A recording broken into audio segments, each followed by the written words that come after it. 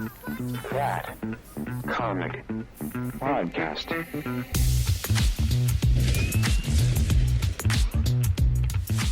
Hello. Welcome to That Comic Podcast. I'm your host, Menti, and with me, as always, are my wonderful sidekicks. First, Mr. Moshko. Hey, can I kick it twice this week? I know. I thought we were changing it. I thought that was a whole thing.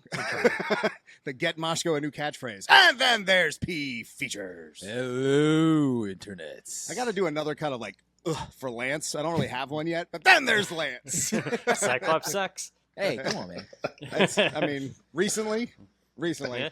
And I guess that's the ultimate way to bring in Ed. I mean, Ed's got 80 games under his writing catalog. Ed is working on one of the coolest comic books. Actually, I think it's already done, but I love that we're going to talk about today, plus Deadpool VR. But Ed, I got to know, what do you feel about Cyclops? Cyclops. You don't have to answer this question, Ed. This is just ridiculous rhetoric right now. He's kind of like the Lisa Simpson of the X-Men. That's the best thing I've ever heard. That's so good. He's sort of like, he's necessary, but I have to say, it does kind of suck. Yeah, right. He's kind of the worst. All right. Well, jokes aside, Ed, I gotta say thank you so much for anybody who's unaware. This is Ed Kuehnel. Ed is everyone is unaware. Everyone is unaware. Actually, that might not be true. They might be really aware after looking at your game catalog. They might just not know. Yeah. Because the amount of genres that you've tackled over the years of writing for mobile games and AAA games, and your game history as far as writing is concerned is pretty in depth. I mean, CSI I saw in there, Jurassic Park I saw in there. I mean, you've worked with some pretty wild IPs. It's been fun. I started in games early, 2001, and it was a couple years later I was writing for them, kind of full time. But it's been almost 25 years in games. It's been pretty wow. That's wild. Incredible. Yeah. Did you just kind of stumble into that, or how did that work? I knew I wanted to do it when I was pretty young. Let's say, when I got into high school, I knew I really wanted to work in games or like animation.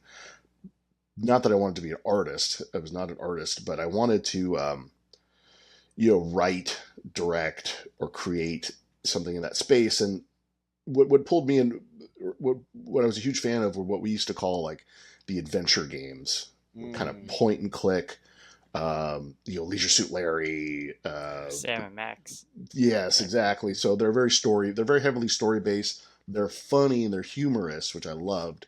And then playing them, if you're familiar with them at all, there's a lot of sort of like puzzle solving. And you can quickly understand that, somebody had to write the story. Somebody had to come up with these somebody had to, write all these jokes and the dialogue and stuff like that. Mm-hmm. And I knew that's what I wanted to do. Growing up in Portland, Oregon, it was really difficult to understand like a path to doing that. The game industry was, I think, pretty much, very small and insular. And I had no idea how you got to be a game designer or a game writer at all. So it took me a long time to figure it out. And the industry, when I was in my late 20s, the industry had obviously grown, expanded. Early 2000s was a pretty good time to break in. And I had to just really get serious about putting a plan together, and thankfully got enough good advice from strangers to sort of position myself to break into the industry in the Chicago area in the early 2000s. And Chicago had a pretty decent game dev scene, not huge, but fairly substantial. And the early 2000s was a big switch from 2D consoles to 3D. Okay. Yeah. And so, I mean, I was probably, all of a sudden team sizes grew.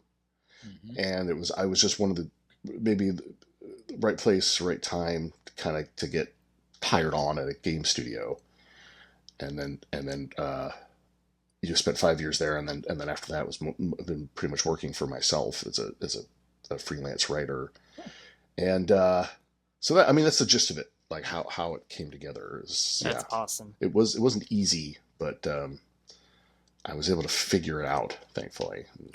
Well, what point did making your own comic and self-publishing come into the fray? Like, at what point? How many games were under our belt by the time we were like, let's self-publish our own wrestling book? So I had probably. I mean, we started working on this. We started working on Invasion from Planet Wrestletopia. There's a book I should mention that. The book we're talking about, Invasion from Planet Wrestletopia. We started working on it. It's basically 6 single issues that we compiled into a trade, right? And I think we started working on the first issue, I don't know, 2017. So I had been in games a long time, and I think it was driven by a couple of factors. It was that my co-writer Matt Enton and I, we stumbled upon this story about, we both loved professional wrestling of old, and we stumbled on this idea for a story of a professional wrestler who would get on live TV and cut a promo and say, "I'm the galactic champion of the universe, brother. I don't care about the world championship. It doesn't mean anything to me." And that the TV signal would go to outer space, be intercepted by a planet of aliens for whom wrestling is completely real. It's their whole way of life. It's not entertainment. Their whole society revolves around. They have their own galactic champion who's super pissed because he sees it as like they're cutting a promo on me. So now I have to invade Earth. So that basic concept, and I think we loved it so much, and we loved wrestling so much growing up, that we're like, okay, we got to get the story out here, because I've worked on a few other things. You write a screenplay and nobody wants to read it, right? Like, your parents don't want to read it. So we were like, well, how can we make this story exist in the world in some format where it's out there, and the worst thing that happens is no one cares, but at least exists. And comic books is fairly accessible for that. We paid all the artists who worked on it. We paid them. We wrote the scripts, and then we paid them to draw it. And so we really just we wanted that story to get out there. And comic books is fairly accessible. Like, we spent a lot of our own money on this. It was kind of an expensive hobby, is the way I put it, right? Like, Yeah. I could have a whole basement of model trains right now if I had. Then I mean, like, an enormous like town with many, many, many, many, many accessories. But it's still fairly accessible. Like I wanted to make it a video game, but I didn't have like $50 million at the time. Yeah. To make it, and it wouldn't $50 million wouldn't have even been enough. And then one or two people who have read it have said, like, it kind of reads like a love letter to the wrestling of the 80s and 90s, and I think that's kind of. We even do a little essay in the trade how it is sort of like this love letter to this this thing that at least at one time it meant the world to me. Like, as a kid, that was my refuge. They really were my superheroes, right? Like, they, I talk about this in I think in the essay, but they beat the crap out of each other, like, just like Spider-Man and Doc Ock, right? Like, they toss each other, or Spider-Man and the Rhino. They knock each other all over the place, and they get back up. And, like the great Kabuki would spit green mist out of his mouth in your face, and they had masks, right? And they would leap from, the top turnbuckle. They really were kind of my superheroes, good versus evil. I was at an age when I did not realize it was choreographed or scripted at first. Mm-hmm. And the wrestling industry did everything they could to sort of make that semi-plausible. And as a kid, you don't know, you just get swept up in it. And so it did mean a lot to me at one point. It was a bit of a refuge. It's somewhat similar to comics, but with wrestling, I was even just more obsessed than any hobby. So Ed, I wanted to ask, because the lead character in the book, I wanted to ask if the inspiration for his design was that driven from, like, it looks to me like a little like Macho Man and Ricky the Dragon Steamboat. Yeah, sorry, go ahead.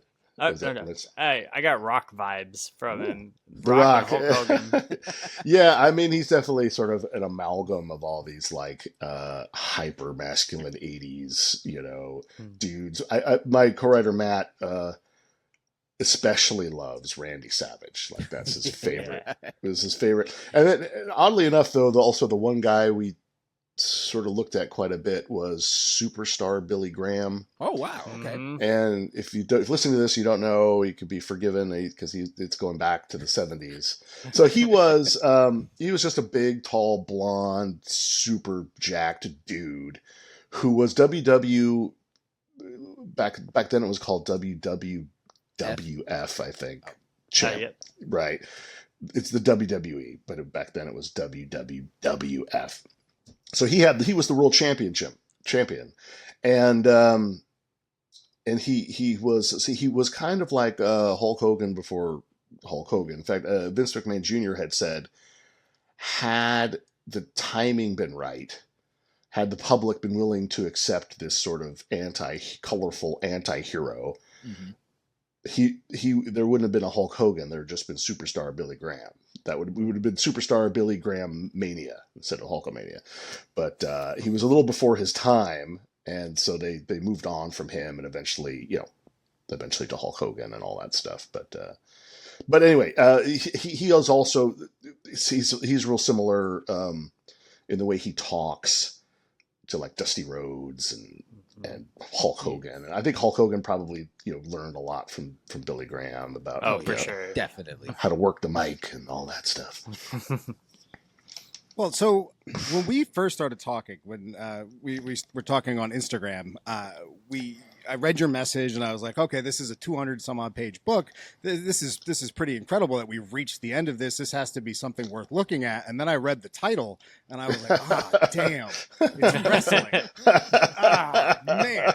But I knew there was a couple guys on the show who were really into wrestling, and I'm like, let's see this through. Let me read the book. And I read the book, and I at first I was like, I'm only going to read a little bit. But the campy nature of it all and the fact that it's very self-aware kept me in for a good while. And it was just a fun read for a little bit. But I'll tell you, the thing that hooked me and the reason I was able to get through the entire book in a single sitting was because of the story of accountability and redemption that was underneath the entire thing. Yeah. It's got a really strong heart to it that I just fell in love with by the end of the story. And I really love the way that I don't want to get too into spoiler territories, but it takes a little twist at the end that I wasn't quite expecting as well with the redemption of the lead. Was that always something that you saw in the story, or was it really just like aliens that are wrestlers? Well, we definitely, I think Matt and I are, first of all, thank you, Lance, for being on the show and being a wrestling fan. Thank be you on for the writing this book. be on the podcast. We definitely, Matt and I were kind of attracted to these very flawed characters, right? Like you have a hero, and they're not maybe immediately likable in the traditional sense, but you have maybe some empathy for their flaws and stuff. Mm-hmm. And we did want this, I mean, obviously, you have a protagonist, you want them to go, to change, right? I mean, it's a pretty simple story that's hopefully well told, but it is.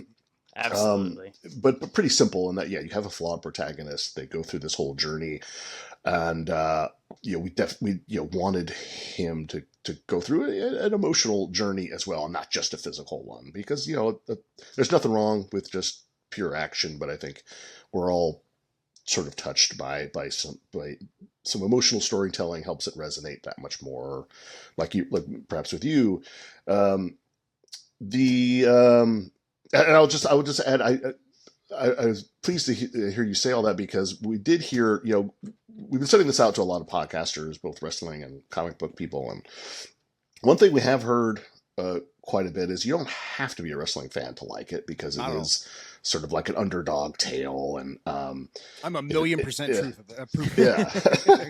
And it's intended to be funny, right? Like we want it to be funny and entertaining in that sense. But and then there's the twist you're referring to actually sort of came as a surprise to us. Like we kind of stumbled upon it. It was really Matt who suggested it, and And to my credit, instead of saying, like I normally do, instead of immediately saying no, I was like, well, hold on. No, that's actually, it is pretty brilliant, I think. I agree. Of him. Yeah. I'm giving him credit for that idea. No, I think the whole way the book ends, because it's not just a redemption story, which is the easy route to take, right? Yeah. It's the fact that there's this whole underlying accountability aspect that I feel like is the heartbeat of the story, because each moment that Rory's given a chance to really take accountability for anything, he immediately walks away until towards the end, where he starts putting the pieces together that he is the reason he's in the position that he's in,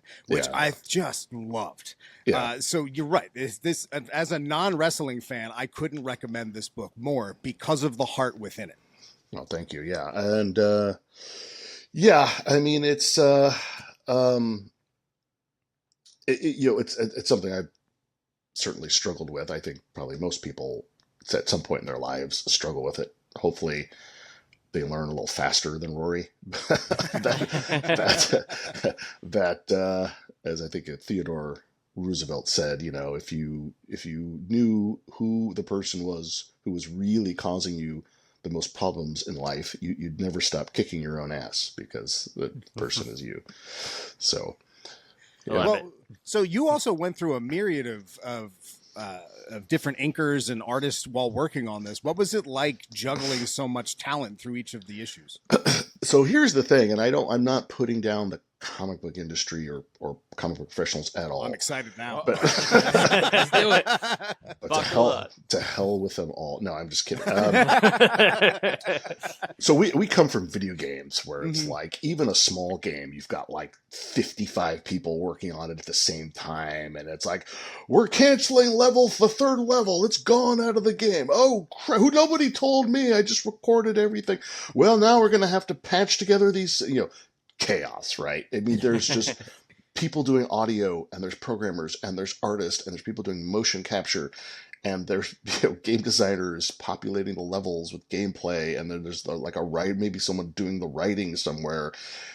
Absolute chaos, right? Producers trying to keep all the fish herded in the same direction. Comic book, you write a script, and you give the script to the artist. The one artist, not to 12. You don't give the script to 12 artists. You give the script to one artist, and they do their thing and give it to the one colorist. And the one colorist says, I'm done. And then you bring on one letterer, and then you give it to a graphic designer, and you're done. And the experience is obviously linear. It's a book. It's a linear. It's a linear experience as far as the experience that the reader is going through. It's just, you read each page in turn. So trying to plot out, it's not easy to create like a story, I think, but from us who are used to creating interactive narratives where the player always has a vote, and these projects with so many people collaborating all at the same time, to do a comic book just felt like such a breath of fresh air. I bet. Oh, and I told somebody one time we were doing this. It is still hard, and I get why people who are in the comic book industry just say things like it's a miracle you ever finish a book, but I told them, I'm like, I feel kind of like when a Russian gangster gets arrested in America and sent to an American prison, and like, this is a fucking country club, like this, right? Like, this is easy. This is way easier than the prisons in Russia. Like the prison, I should have asked if swearing was okay. We can bleep that out. You're fine. Okay, You're okay. fine. So I found it refreshingly straightforward. Matt and I we were the two creators and writers, and everyone was work for hire. We just paid them their full page rate. We didn't, try to talk anybody down. We paid all the artists. Love it. And the other thing, because you noted that between the trade between the single issues when they first came out as single issues, we had a lot of changing of the guard with artists and everybody. We found out our experience thus far is it's actually really hard to keep a team of artists together for a long period of time, even if everyone's getting paid. Like everyone got paid their full rate. We paid them, as soon as they were finished, we paid. It's not so much the money. It's just like, I think our first colorist was like, I just had DC send me, a butt ton of work, and you can't say no to DC. Right. Yeah. Right? You know what I mean? You can't say no to, and truthfully, we may have, I don't want to, truthfully, we might have been paying even a little bit more per page than DC, but it's a lot of work, and you don't tell them no, right? I'm doing Wrestletopia. I can't, I can't do Harley Quinn. Superman can hold off. Yeah, right. Yeah.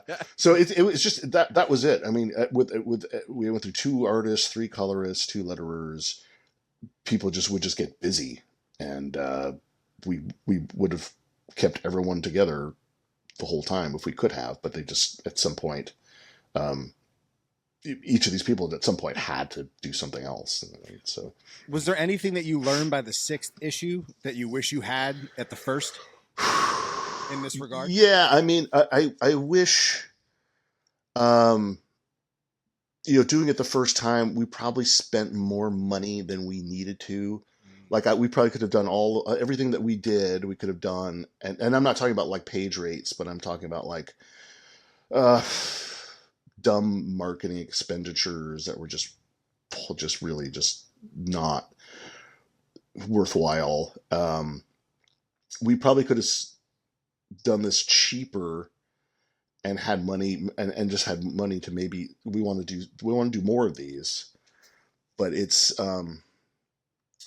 we want to do more of these, but it's difficult. So I guess that the answer is really, I've learned a lot about the marketing aspect. Okay. I mean, I will say this, like, we just wanted to make this book, but it would have been a lot smarter to put a lot more thought into the marketing of it, like social media, which we really don't have any followers.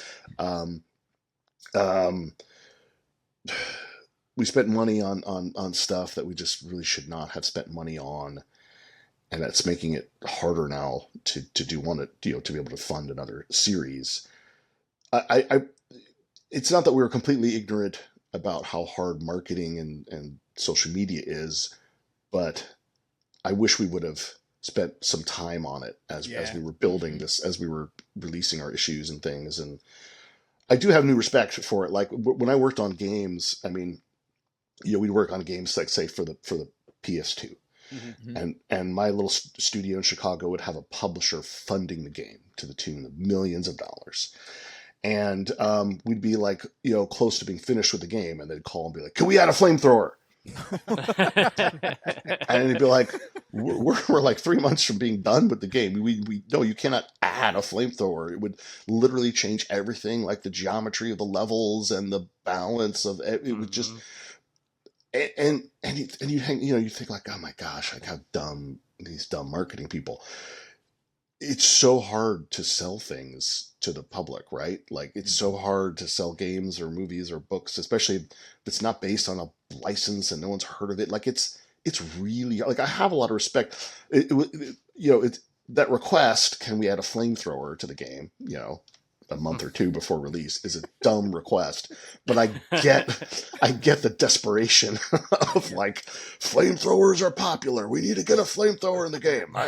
There's very few times where you're like, there's a flamethrower, and that's a bad nurseries. That's a bad one. Right. But video games, it could be a game about medieval knights. And like they want flamethrowers, flamethrower, medieval flamethrower. They call that dragon's breath. I believe. It's to sell things is really hard, and it's it's been interesting. I think that's we'll get there. Yeah. It's the modern day and age. You can't be anything without being a marketer or social media manager nowadays. Yeah. And that's one of the things I really love about this book is, as a wrestling fan, you can definitely see that it's a love letter to wrestling fans, but then people like Minty can enjoy it as well and not pick up the cues and stuff like Big Papa's Pump. Yeah, no. As soon as, by the way, he pops in and goes, Big Papa's Pump, and I have no idea what you're talking about. That was so good. I laughed out loud. Yeah, there are a couple. I don't know if there are a ton of those Easter eggs. Thank you. There are some. I'm trying to think of what else is it. Yeah, there are definitely some, and I love those. But yeah, I think the truck stop is like Norman's truck stop or Big Norman's truck stop or something like that. Yeah, I love those, but you do not yet. Again, you but they're don't sneaky, have to, and I appreciate that. Yeah, because reading the new Transformers and reading the new GI Joe, you'll turn the page. There'll be an entire splash page on a character I've never seen before, and I'm like, I'm supposed to be. I don't know why am I excited. I don't. This is. I heard you talk about. I think GI Joe in the podcast I listened to. This is maybe a little bit of an aside, but there's like a cool miniature tabletop strategy game based on Kickstarter that's all GI Joe. Oh, that's cool. No, yeah. You guys gotta check it out. So it's kind of like Imperial Assault, Star Wars game, if you played that, or some other games, or it's sort of RPG light, but with miniatures and story and stuff. That might be a way to get Moshko into tabletop games. That's a, right? I think that's a roadmap for you there, Moshko. And as a segue, of sorts, there was some writing I was doing for the Deadpool VR game coming out fairly soon for Meta, for the Oculus, and I think it was one of the Deadpools is sort of like bagging on. There's some enemies in the game that are sort of military type. There's some like private military types, I'll say, and one of the Deadpools here is sort of goading them, and she's assigning them nicknames. She's like, or code names. She's like, your code name is going to be, and then give them like a very sort of like homoerotic code name.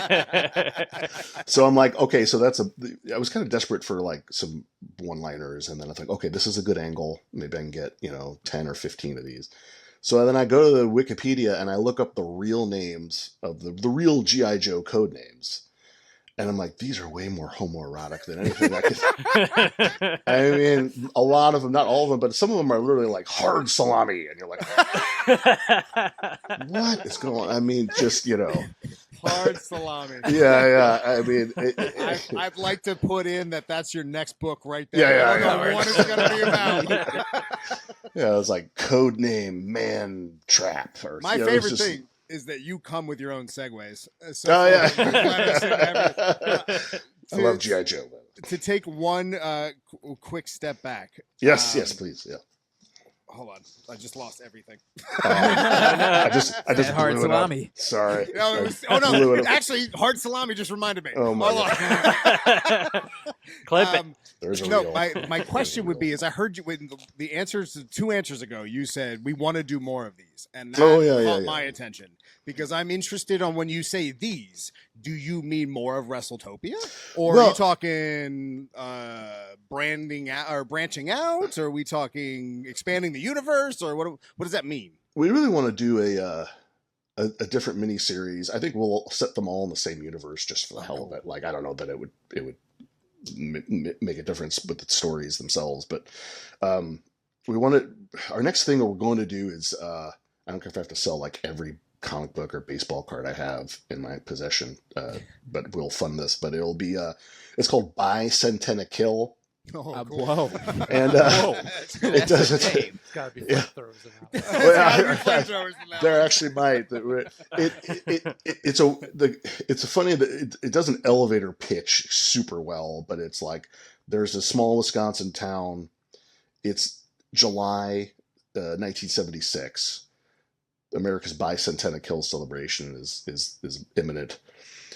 And this small town's going through like a political struggle, much like the nation sort of is now, right? Like you've got a lot of polarization, right? Mm-hmm. And a lot of just very strident, differing, political views. so it's a small town, but they're going through some of the same stuff with like their town council and their mayor, and then, and they have this Hall of Patriots, which is a bunch of animatronic historical figures, and it's all like George Washington and Ben Franklin and Patton and all this stuff, and then a mysterious comet goes through the sky, and it gives them all sentience.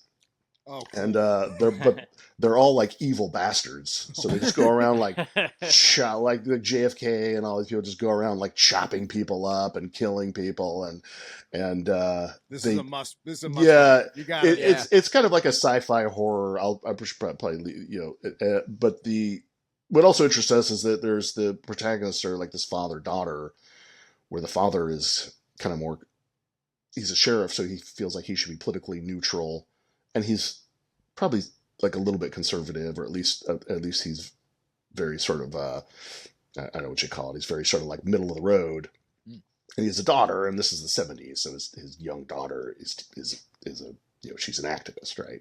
She's swept up in the activism of the '70s, so their relationship is sort of put through the test while they're running around trying to like blow the heads off of an animatronic.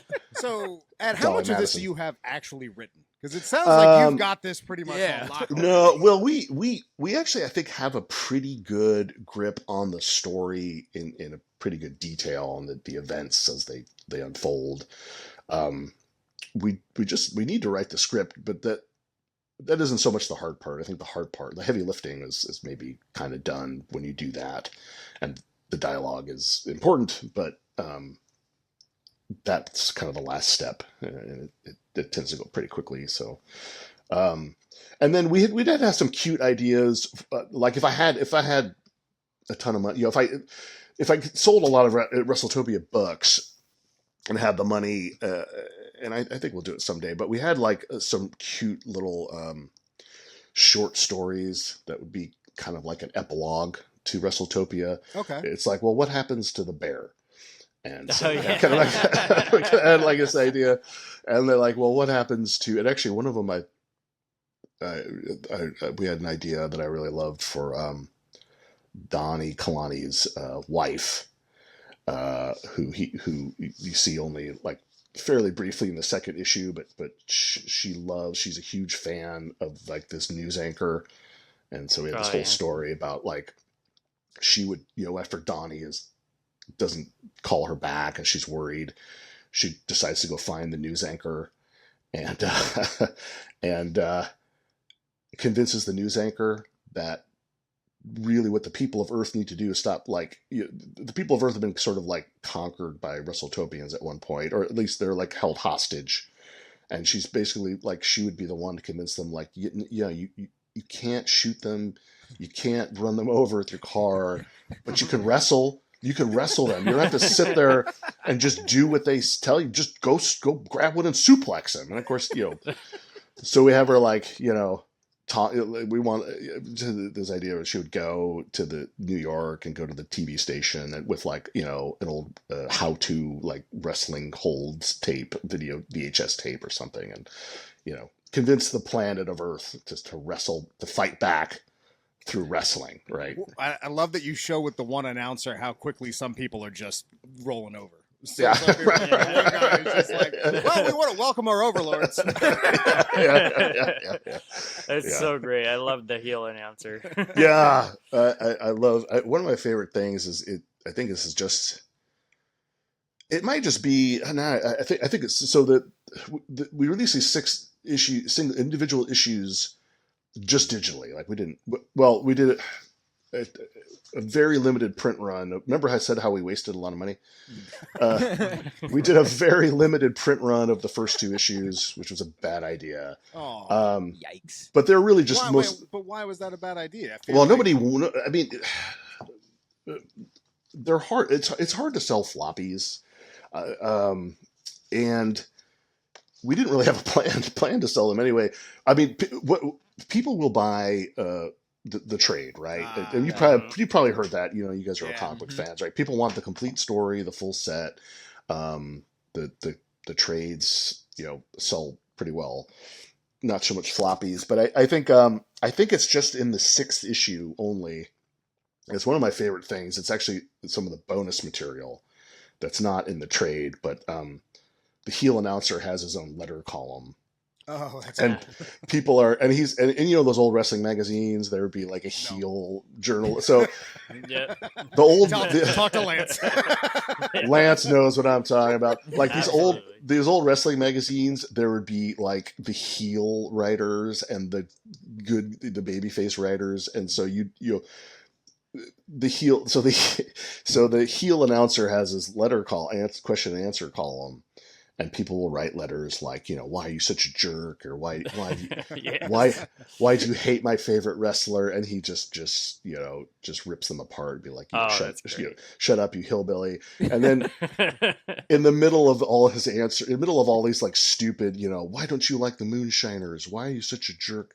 In the middle of it, there's this woman that's writes, and she goes, do you know if Rory's going to show up for, you know, do you know what's going to happen with these Wrestletopians? I'm very, very scared, and the police don't seem to know anything, right? Like, she's asking this very, like, you know, she's like, the planet's been invaded, and he's just like, he just tells her, like, shut up, you dumb cow, and goes to answer the next question, you know, like, why are you so rough on the 6-man tag team, you know. Anyway, I that's going a little bit to the weeds, but I'll send that to Lance. Yeah. I'll send that to Lance. For sure. He and I will enjoy it. Yeah. So, that sounds Ed, great. I wanted to ask because I too was a fan of wrestling at one point, more so in my younger days. But as you watch wrestling, so much can happen just in one episode. Like you can go on a roller coaster of emotions. Yeah, the way it's written. So, were you aiming to do that with your book as well when you were writing it out? I think that hopefully you go through some of that with the, sort of the climax. You know what I mean? We did want it to be kind of like this frenetic, crazy road trip. I don't know that we quite achieved what we wanted to completely. I think you did. But yeah, we wanted to be like this crazy ass, you know, both physical journey, and of course, you know, then Rory does go through like an emotional one as well. But it's funny you say that, because in the trade I write about this, how I think, you know, wrestling is definitely the most underrated form of storytelling. I completely agree. Yes. And it might be like, literally, I would almost go and say like it might be one of the most effective. And there's a real life example I use, and it was a Hawaiian born wrestler who in the 60s, he had a gimmick that he was from Japan. Mm-hmm. Right. And of course, this is back when, you know, not that long after World War II, you had a lot of like German wrestlers who usually were French Canadian, and then, you know, you had the Japanese wrestlers who were very often like Hawaiian, like American citizens Hawaiian, but they were heels because they were our enemies in World War II, right? So this wrestler, he's in a small arena in like Alabama, and he comes to the ring with like a Japanese flag, and they're just booing him. They just hate him. He's like the Iron Sheik of his day, right? Wow. They just hate him. I was gonna say that. Yeah. So he goes and gets the microphone though, and he has this, you know, broken English affectation, and he says, you know, I just want everyone to know I'm really sorry about Pearl Harbor. And he starts to cry, right? Mm-hmm. Well, the crowd goes quiet, like sometimes they do, and he even gets a few random cheers from the audience. They're just booing him as an enemy of the nation, symbol of, you know, of all that. And then he apologizes for Pearl Harbor on behalf of his country and totally turns the crowd, right? Mm-hmm. Pretty powerful stuff. Except he's not done. He looks at the crowd and he says, I'm sorry we bombed Pearl Harbor, because I wish we would have bombed this town instead. The pop in that stadium. Wow. And they they go nuts. And they talked about like when this wrestler would do that, they would have to like get him out of there. They'd have to sneak him out of the arena. They don't have security. Kayfabe was a real thing then. Yeah. And they would tell this guy sometimes like, look, I mean, this is too much heat. You maybe need to quit. He like wouldn't cool it.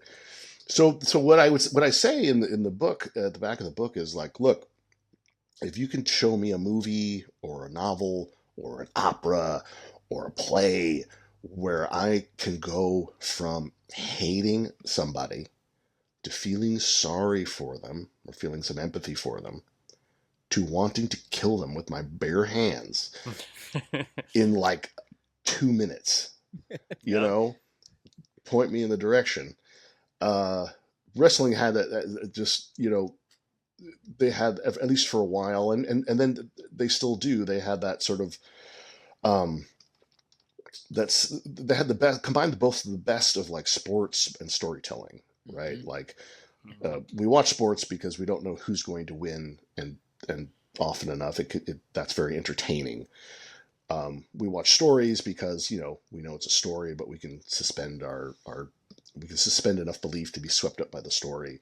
And wrestling kind of had both, mm-hmm. right? Like this is a sport. This is not scripted. This is not choreographed, but also we're telling a story designed to get you, you know, super upset. To elicit emotion. Yeah, there you go. Yeah. So I now I forgot your original question, but yeah, it's an amazing. It is an amazing storytelling medium when used effectively.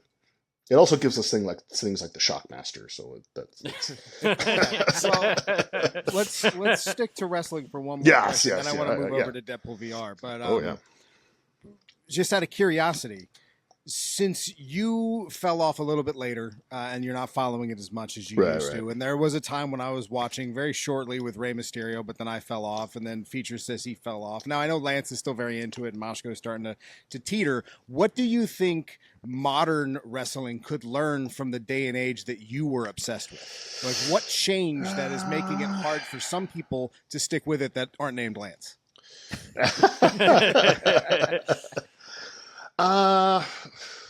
That is it's a good question. I think that what they had maybe back in the what they call the kayfabe days, you know, that's when you're mean on purpose all the time, right? Right. Okay. So like, I'm learning. One example is there's a promoter. I think it was Bill Watts, the promoter somewhere in Louisiana or something like that, and he would tell his wrestlers, he's like, if you go to a bar or you're at a gas station and someone comes up to you and says, wrestling is bullshit, you must knock that dude out. You must fight. The Wu-Tang Clan? You must fight that guy. And if you fight that guy and you lose, first of all, if you don't fight that guy, you're fired. If you fight that guy and you lose, you're also fired. So if you don't randomly assault people, you can lose your job. If someone walks up to you and says wrestling is BS, you must fight that person. So they were kind of 24/7, and what's interesting too, I know enough, maybe or just a little bit about modern wrestling in that some fans really appreciate that kind of commitment. So when you have a heel wrestler today, I can't remember this guy's name. He's in AEW. Maxwell, is it? MJF. MJF. So yes. Why some of his fans love him is that he's almost never out of character in public. When he's in public and someone's like, hey, will you sign my hat? He'll take the hat and then he'll throw it into the street. He's so great. And they love him for it. And the guy whose hat just got thrown into traffic is like, yeah, I love you. That's so great. You know? Oh, I would be furious. If it happened to Lance, I would lose my life. I paid money for this hat, sir. Reimburse me. I'd give you another hat just so he could throw it again. They're also, I mean, yeah, they're probably, and I don't know if this is so fair. Maybe Lance can sort of fact check me here, but I think that there's a lot of interview time and a lot of talking on a lot of the wrestling show, a lot of less storytelling happening in the ring versus vignettes where people are sort of talking and to each other or talking on the mic or something like that. I think that there was a ton of emphasis on, you have some amazing athletes today or amazing what they call workers in the ring. But I think that was sort of like, that was sort of the emphasis is to do your storytelling sort of in the ring and then do a little bit on the mic, but not to have it be like, vignette after vignette after skit after skit after skit after skit to help and tell your that's story. something that I feel like that I agree with you that this modern age kind of does lose that. I actually had a conversation last night with Maurer, who was on this show before, talking about how some of these SummerSlam matches didn't tell a story in the ring. Right. They had some big bangs and stuff, and they had some story leading up to it, but it's not like the days of old where you can understand the entire feud watching a 10-minute match. Yeah. It may be that we have so much in the way. They have so much in the way of pyrotechnics and backstage theatricals. Yeah, theatricals. You have a big budget for that, but it for probably 100 years. It was a couple dudes inside the squared circle. Yep. And then that's where they had to tell their story, and then they might get. There weren't really any skits, right? You were able to maybe work the mic after your match, and maybe like while you were giving an interview, your rival might storm, the crow's nest or whatever it was, have a run in, beat you over the head with a steel chair. But there weren't any. There wasn't a camera rolling while you had a conversation backstage with whatever. It's. Yeah, probably. That might be fair to say. Lance seems to think so. So no, Lance says it. Yeah, and I actually kind of agree with you. Most of why I fell off of it, like I thought all the newer guys just sucked at cutting promos. Oh, really? Like, there are no more macho men. We don't get any more cream. Always rise to the top. MJF is pretty great on the mic, but he's kind of solo company. Yeah. On that. They there used to be two that. From what I understand, that if a wrestler, maybe had a great look and did, was a great performer in the ring, but just couldn't cut a promo to save their life. Well, you got like a manager, you got like Captain Lou Albano or somebody Paul like Heyman. that. Paul Heyman. Yeah. And I guess they really there aren't a lot of those there aren't a lot of those anymore. I think Vince McMahon at some point decided to sort of almost get rid of that whole shtick. Like there are a few managers, I guess, like Paul Heyman, but not a lot. So now you have, like you're saying, feature guys or gals that just can't cut promos, but they're on the mic, and then Yeah. All right, let's switch gears. Let's switch gears because this is way too much wrestling going on. I can talk about this all day. I know. And if I don't pull the plug, we're never getting the Deadpool VR. So let's switch gears for a quick second here because this is probably my most anticipated game. Oh, good. God, all right. Yeah. Me too. You probably can't comment on what I'm about to say, so that's fair. I don't feel like you need to say anything to this, but like I never wanted to own a MetaQuest until now. Oh, this is the reason I'm going to buy one. Well, that's what they want. Yeah. Oh yeah. Just so you know, he said that to me way before this interview was happening. Oh yeah, no, I'm not kidding. I'm not kidding. I'm a gigantic Deadpool fan. Oh, that's great. So and I love VR dearly. So okay.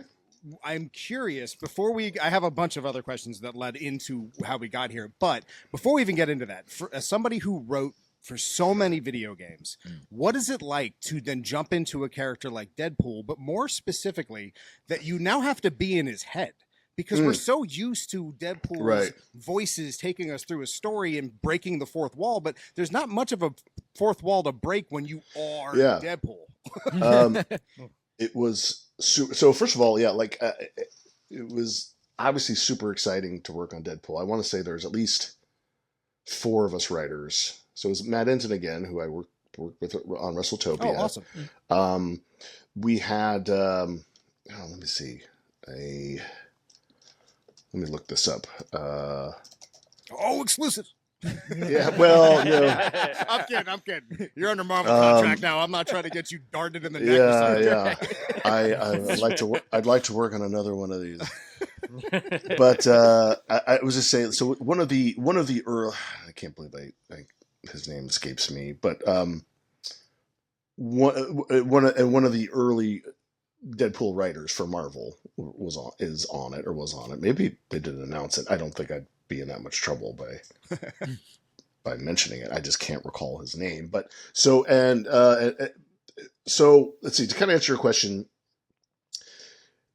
it was awesome to work on a Deadpool game. I haven't really played it, right? I've just been writing scripts.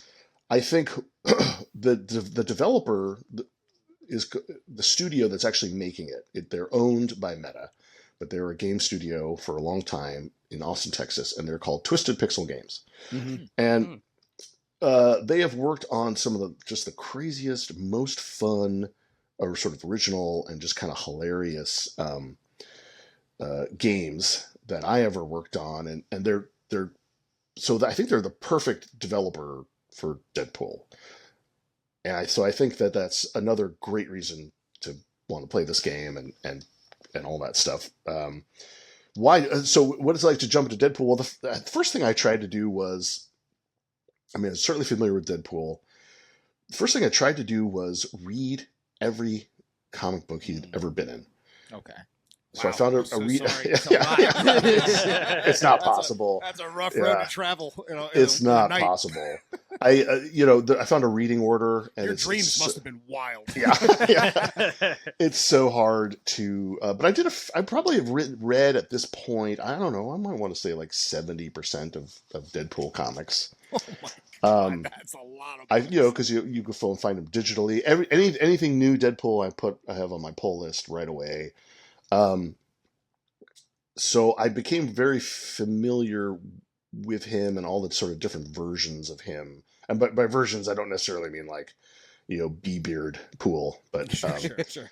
Yeah. Sometimes he has been portrayed, obviously, we're used to the Deadpool we're used to now isn't always how he has been portrayed. Yes. So right. What's a darker assassin? Yeah. He was, at times pretty dark and, not as fun.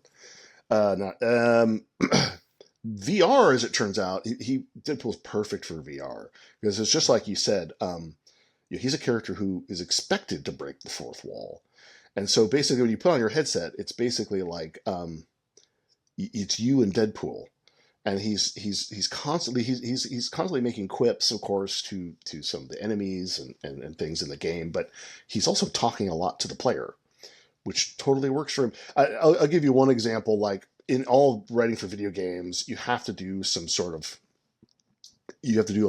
communicating, and you don't want to break the fourth wall, but at the same time, you don't want the player to get frustrated. So you can just be like, there might be a computer system that's helping the player. The player might have an AI enabled sort of like companion, and it might be like, I wonder if we should check out that door over there. Like it's been 5 minutes since the player is, so, but for Deadpool, you could just be like, dude, the door is over there. Come on, just open the door. You're killing me here, dude. I'm on a schedule. Like, did you ever get a chance to play the Deadpool third person game? I don't know. I did it's not. Hard to find now. It's not an easy game to find now. But there's a scene literally where you walk into a room and there's two guards and they're like, "So you're telling me the switch over there opens the door up here? Yeah, it's that switch. It opens this door." And then Deadpool jumps in front of the camera and goes, "All right, High Moon, come on now. We got it. We understand." Yeah, and that's a good example of how they kind of just made that whole thing work, right? Like you just could break the fourth. You're expected to break. The people will be disappointed if you don't, smash that fourth wall often, and that made this game even more fun to work on. I mean, like Deadpool sort of dragging the player. Deadpool, complaining to the player, insulting the player, getting frustrated with the player. and yeah, and I have to say, I mean, normally with games you're expected to tone things down a little bit, even when their film or TV counterparts don't. It's just something with game. I mean, it might be that the publisher is wanting a specific rating, you know. Interesting. And it might be that, and there might be also just this expectation that still lingers that, you know, a lot of games are for kids, or kids will get a hold of them, and now that's become less and less of a concern, right? There's South Park games and there's other games, but I do have to say, like, for a game being made by Marvel and Meta, they seemed very comfortable with an R rating. Oh, good. So I think, you know, wasn't there for all the recording sessions, but I think that we weren't asked to rewrite very much. So they didn't like give you like a character Bible of do's and don'ts or anything like that. Or did Deadpool and Wolverine just kind of open the floodgates? Like, all right, whatever, do what you're gonna do. Yeah, I mean, I think there was probably this the direction that we got from Twisted Pixel was that, you know, we're not straying too far from the personality that we see in the Deadpool films. Gotcha. From Ryan Reynolds, right? Kind of going with that. It's Neil Patrick Harris who does the voice in the game. Nice. What a good get. Yes. But it is, you know, so that's where we're starting from, right? And yeah, it did feel like, you know, they understood it's a Deadpool game. It's an R-rated game. We can't You can't do it justice. Yeah, we can only water things down so much, right? Even not that they wanted to, but even if you wanted to, it just doesn't make a lot of sense. So I think Deadpool fans should be quite pleased. I think. Just from the trailer. Yeah, I'm pretty sure I heard one of the devs say you can cut your arm off and hit somebody with your arm. Yeah, yeah. You can't answer that. Well, I mean, I haven't played it, but I mean, there are certainly scenes where we have did some writing for where it's like, yeah, the body parts don't always stay attached, right? right. Like they had some, yeah. Sorry. No, I was just, go ahead. Yeah. I was gonna say I get real excited when I hear Twisted Pixel. Good. Yeah. One of my favorite games of all time. I had to look it up because I couldn't remember, but it was Explosion Man. Yeah. Oh my god, I love Explosion Man. Explosion Man is so great. That's it. Yeah. I love Explosion Man. It's one of my favorite side scrollers. Yeah. And Miss Explosion Man. Yeah. It's funny. I forgot about that one just because they worked on the Maw. Explosion Man. And the Maw is great too. Yeah. And they did well. Yeah, those were their. That was not expected to hear that. I just went through a trip. So that's them, and then they made some other games after that I worked on because they needed writing, and one was Loco Cycle, which was just my favorite thing I've ever worked on, and then one was the. So write that down. Oh my god, Loco Cycle. Yeah, Loco Cycle. And it's funny enough, guess who has a cameo in Loco Cycle, which was written by the creative director, Josh Baer, maybe ad-libbed, but James Gunn is in Loco Cycle. Oh, really? Wow, yeah, great. Because that's it's cool.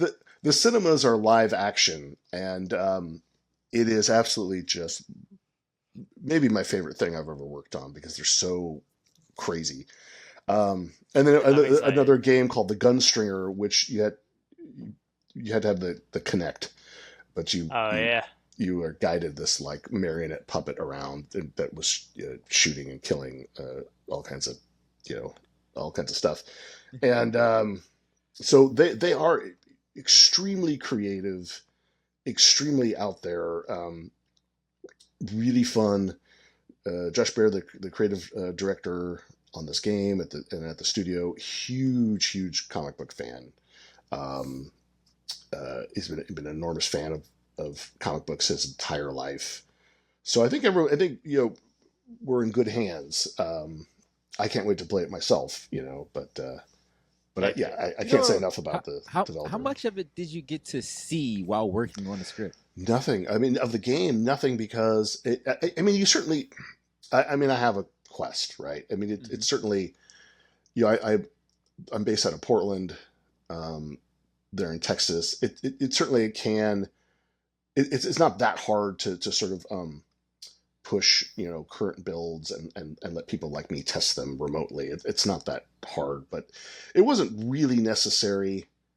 And you know, to the functioning of the game, it wasn't necessary like Josh was able to kind of describe what was going on. And very often what we're working on hasn't even been developed yet anyway.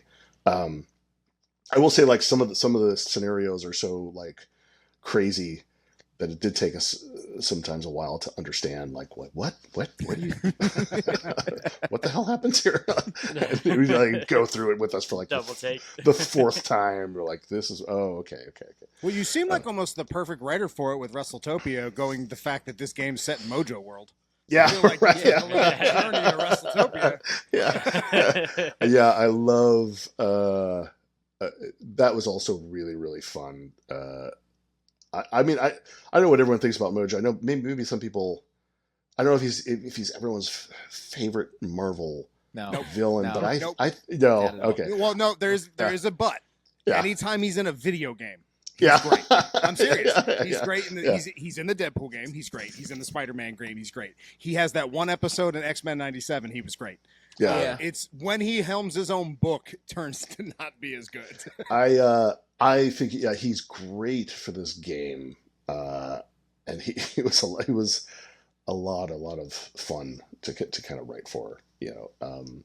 Well, and those two bouncing off each other has to be a blast. Oh too. yeah, That's insane. I feel like the way Mojo's powers work, Deadpool would just make him infinitely strong, like just unstoppable. Oh, as far as Mojo's powers work, Yeah. Now, does Mojo absorb, or is he more like dampen other heroes? I don't. My impression of him was that he's like, if you're standing next to him, you immediately start to sort of rot and decay. But yeah, there's a lot of interactions between Deadpool and Mojo in the game. They're not in physical proximity a lot.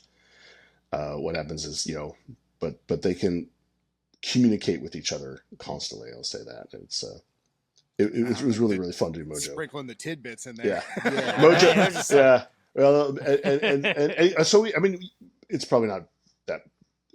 Anyone who kind of knows Mojo knows he does a lot of this, where he'll put heroes and people into scenarios, and he's filming them for his television, you know, network, Mojo World, or the Mojo broadcast. I could never figure out the exact official canon for it, but you know, the Mojo Broadcasting Network or whatever it is. So, you've put way more thought into Mojo than Mojo. Yeah, well, I mean, he was part of it. You know, there are some different heroes and different villains, and I like to try to do my research. I like. Well, if you read 70% of Deadpool, yeah, you accomplished that, Ed. There's so much. It's so much material, and then and that's not even counting like cameos he'd make in other people's books. What I learned from that, I don't know if any of you have ever done this before, but if you ever pick like a popular character and say like, well, I'm going to read everything they've ever been in. Even when you, Mashka, you did that with Punisher, right? Tried to. Yeah, There's so much. It's so much, and those characters. Yeah, I mean, those characters are just go back to the 90s. Even when you have a reading order that spells it out for you, it's still difficult sometimes to figure out like how to go through their you know, discography or whatever in sort of a way that makes sense. But it was a cool experience to try to read everything that Deadpool has been in, and I failed, but I think it helped. I mean, I'm going to bounce around now at this point. So when you were doing things like CSI and Jurassic Park and all those other IPs, did you have a similar method? Like to just consume everything that they create in order to get the tone correct? Yeah, like you had mentioned, that I worked on this mobile game for It's Always Sunny in Philadelphia. It's my favorite show.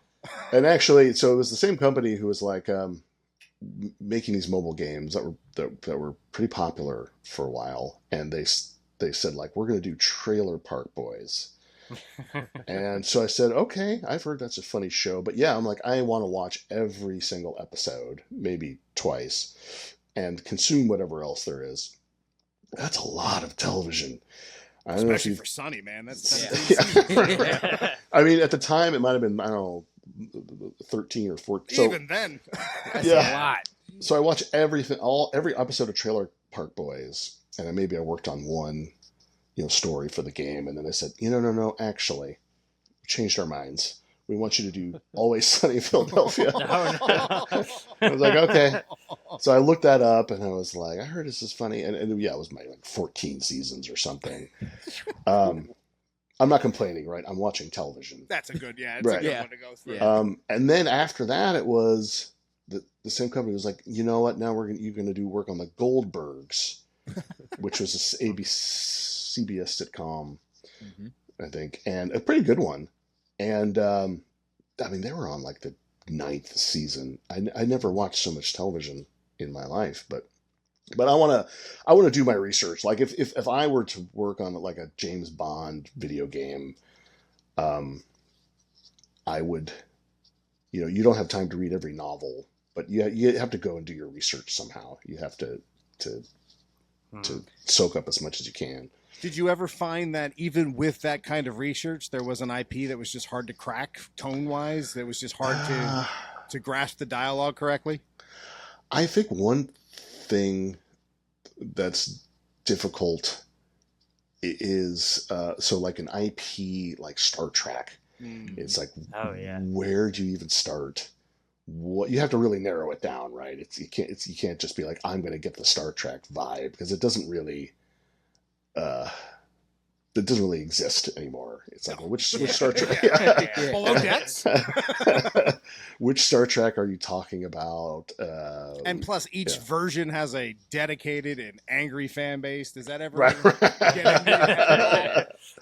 I have been really lucky that I have. Well, one good thing about video game writers is you tend to stay under the radar. Maybe unless you really, really piss people off somehow, but it's you tend to stay pretty under the radar, right? Which makes sense. People don't necessarily buy video games because so and so is the writer on the video game. So, do you see that's changing ever? I don't think so. I think that you can. What we have seen for a long time, and are seeing now, although it's just more rare, is that you are the creative director of something. So Neil Druckmann, of course, is the guy who worked at the Last of Us franchise and the Last of Us 2, and now he's also has a lot to do, I think, with the streaming series. First 2 seasons, then he quit. Yeah. Oh, then he quit. Did okay. He's out now. You can get your name out there as sort of the creative director, and people will know you, and you'll have fans for better or for worse. I would love to give it a shot. I don't know, but I take that back. I am very happy having done what I've done and not caring about it. I think I would like it, for the comic book. I would love to, have fans of the comic book, because that's something that we did and all that stuff. But I don't expect, I think I've gotten one fan letter in my entire 25 years or so, for better or for worse. I think I've gotten one nasty email, and I've gotten one fan letter from Australia asking for an autograph. Wow. And it was Leisure Suit Larry. It was I worked for that Leisure Suit Larry. Not the game I was expecting. Yeah. So when you're working on something like Deadpool specifically, with the mechanics of that game being so important, arguably more important than creating the plot, does that come first? Does the gameplay come before the plot? Oh, for sure. Yeah. I mean, gameplay is king. They really should be able to work fairly seamlessly together, right? But the gameplay is king. The interactivity. You want to have as few cutscenes as possible. You don't want the player to have to put the controller down very often. every once in a while is okay, but they really should work together. I mean, we talked about how like wrestling, right? Like we talked about how maybe wrestlers do too much talking these days, but for like a perfect match, you might have a wrestler come out, do a little bit of talking, then they go in the ring to face their opponent, and there's a lot of storytelling going on in that ring. Whatever it is, David versus Goliath, or one guy's a cheat and he's trying to get a foreign object out of his boot, and if he does, or if he does, or there's a manager, and and there's a belt on the line, and there's all kinds of storytelling going on in that ring, and that's probably where storytelling and the athleticism sort of combine, right? And that's when it's best. And then there might be a little bit of talking afterwards from one or more of the wrestlers. But most of that storytelling is taking place through the wrestling itself, which is why we're really there in the first place. So they should support each other, and like if you were, but it's also it does come first. Like if you had it in your head that you're going to make a platformer, that would be the first thing you'd consider is what is the player required to do. What are the action verbs that the player is required to do? And then you'd probably start thinking about what kind of story could best, exist within that gameplay, that palette, so to speak, of gameplay choices and features, that feature set. I like that word, the palette. Yeah. I think like when I work on stories and I try to think. I mean, what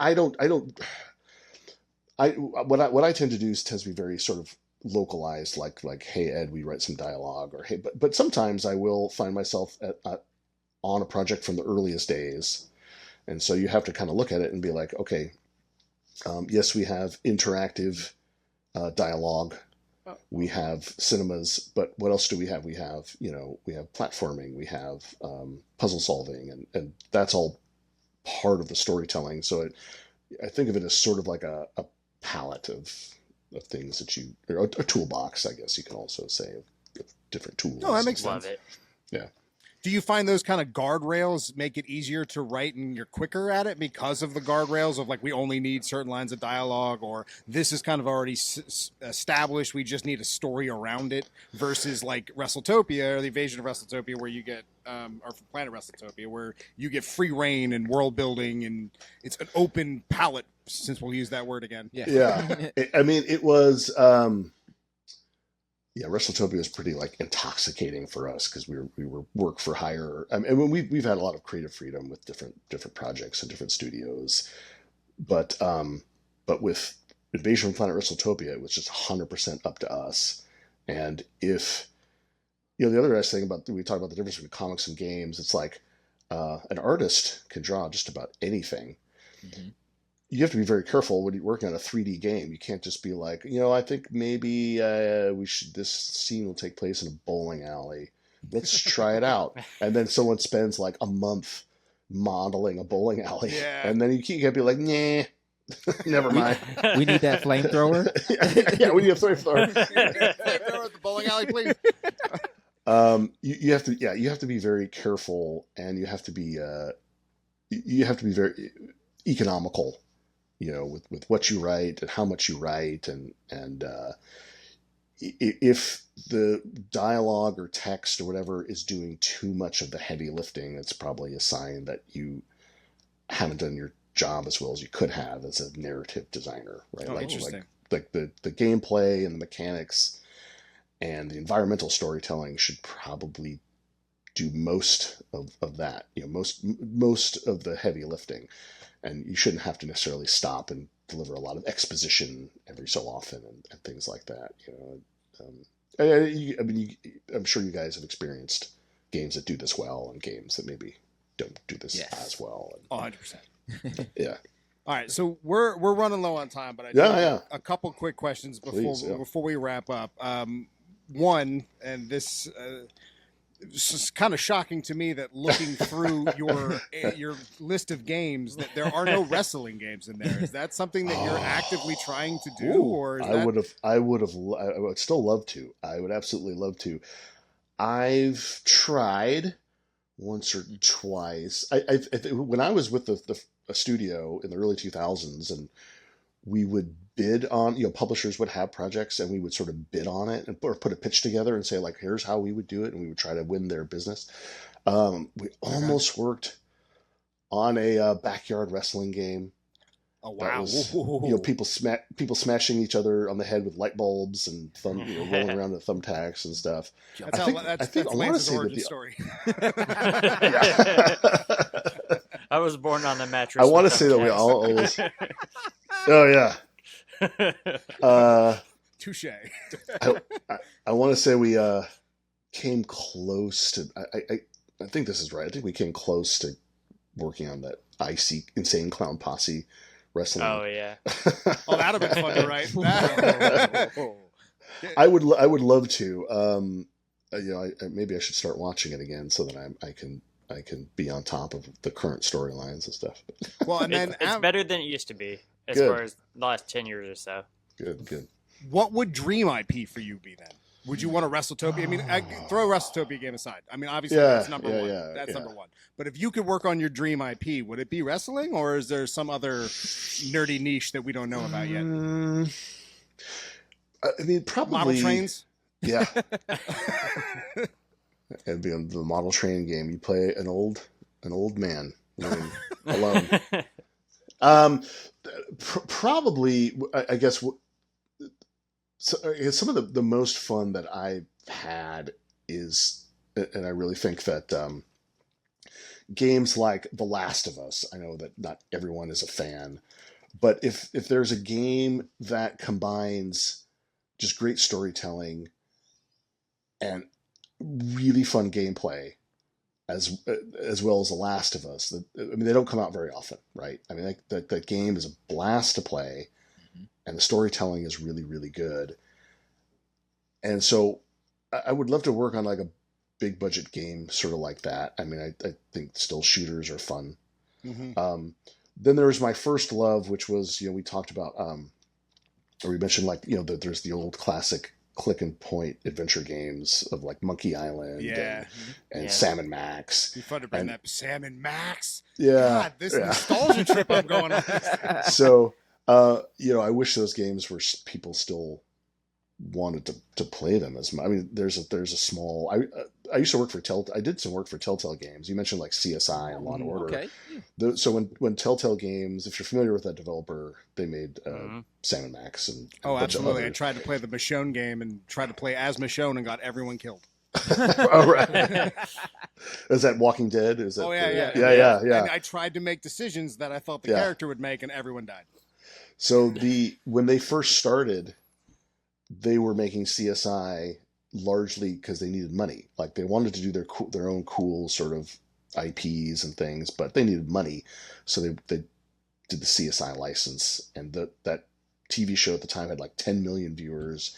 They sold those games like at every Walmart and Target and Best Buy. I think I played that game. Yeah, they were money makers, and so they hired me to work on those for them, and I loved all those guys because they were all from LucasArts. And anyway, but I think like if I were a billionaire and I got bored partying all the time, I'd probably work on like humorous games like in the same vein of sort of like Monkey Island or Sam and Max, where it's just point and click, sort of adventurous and funny, and similar vein as that. Like if I think it's a great idea. You don't see games like that anymore, and they would open themselves up well to browser-based games. I mean, they're definitely good mobile games. Yeah. I mean, I think I'm shocked they didn't that's not bigger. They just fell off the map with the gaming public. Like, I mean, everything comes around again, so maybe they'll have their day, but they sort of morphed too into like these hidden object games that were mostly targeted towards women, the ages 30 and up.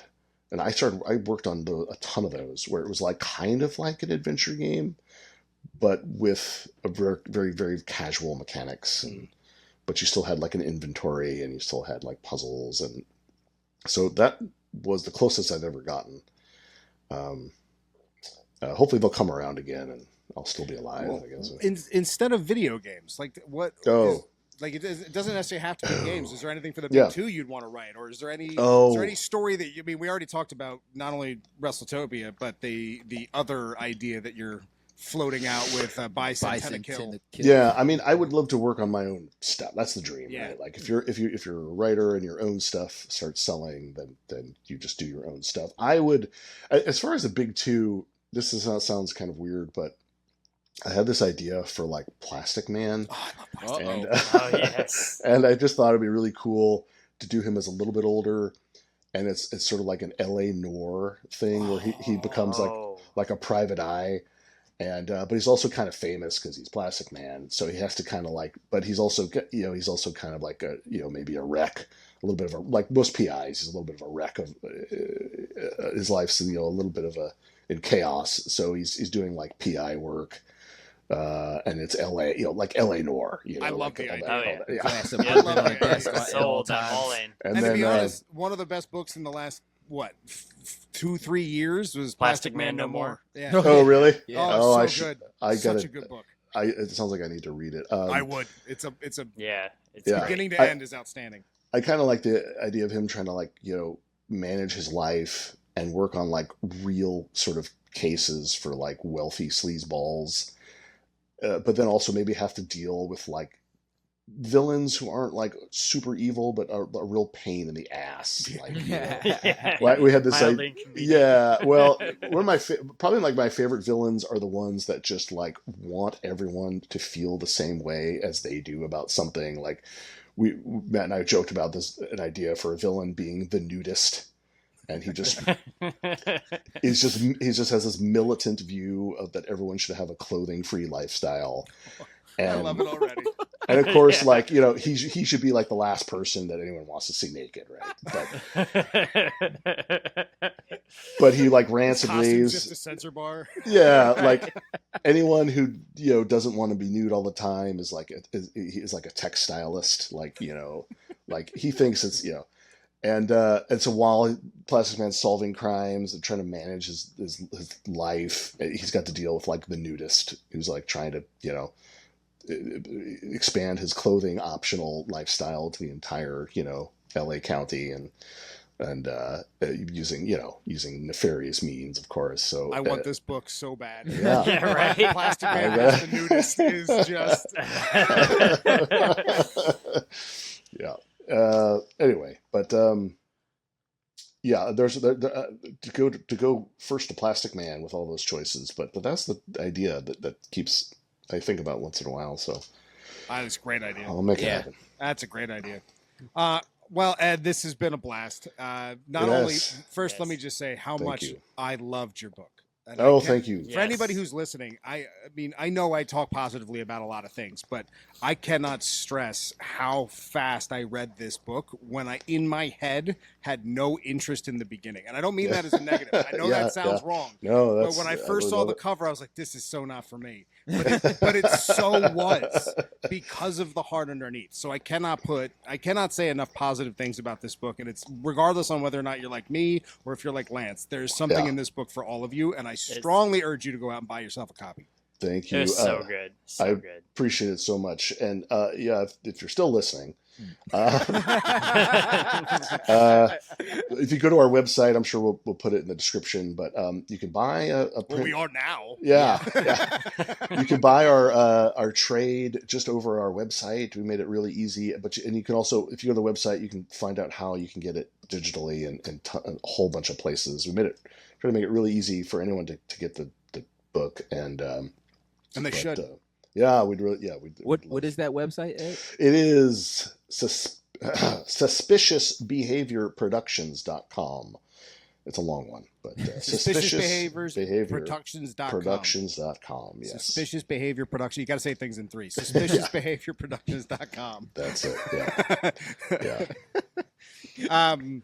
So, and the other thing I have to say is, as we've talked about, Deadpool VR is something that I'm very much looking forward to. So too, I would yeah. love to have you back on the show again after it comes out, and I've had a chance to lose my mind in that VR. Absolutely, yeah, me too. I'll be playing it on day one also. So I'd love to come back anytime. I really appreciate you guys. Thank you for having me. This was a blast. Yeah, this was great. Yeah, I would love to actually dive a little bit further into it, and I also want you to read Plastic Man No More. Yeah. I would also. Go ahead. Oh, I was going to say I'm making a note right now. Plastic Man No More.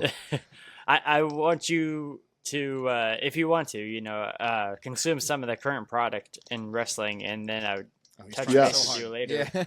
I will also do that as well, so that when I do come back, we can talk about the latest. Yeah, I got you, Ed. the latest scandal. We can see what happens to Brock Lesnar. That's going to be interesting for sure. There's a good series on Netflix right now too, if you want to check that. Oh out. yeah, I finished that today. Which one is that? Phenomenal. Is that which? Unreal. Oh, yeah. I'm Real. Oh, okay. Maybe Unreal. Okay.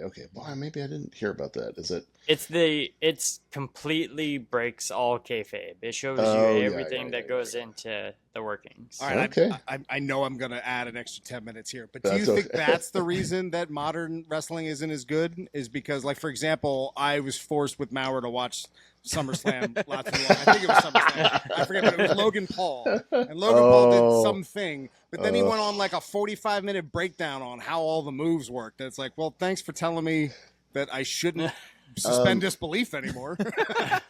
Yeah, I mean, it's kind of like when you watch a movie, right? A lot of these Marvel sort of Infinity movies, you'd go and you'd watch the movie, and before the movie starts, at some point they would show I don't know why they would show the actor, like say playing Thor or whatever, Captain America, Chris Evans. They'd show him on the set, standing in front of a green screen, with like cameras around them and like like the lighting guy, and it's like I don't want to see how the sausage is made right before I let me eat it first. Yeah. I don't want to know how the magic trick works. Honestly, I just want to see the cool illusion. Just want to enjoy it. Yeah, I don't want to be reminded that I know Chris Evans isn't really Captain America, but you don't have to like show him in a green. Oh, he's Captain. Yeah, man, Ed. Now you're going to tell me Santa Claus is real. Yeah, what are you doing here? Show him in like a green suit in front of a green screen with like all this stuff. Just a floating head. Maybe we know, even wrestling fans, maybe they know too much now. It's kind of ruined it. Not ruined it. It's bigger than ever. Oh no, the fans that know too much definitely ruin it, right, Lance?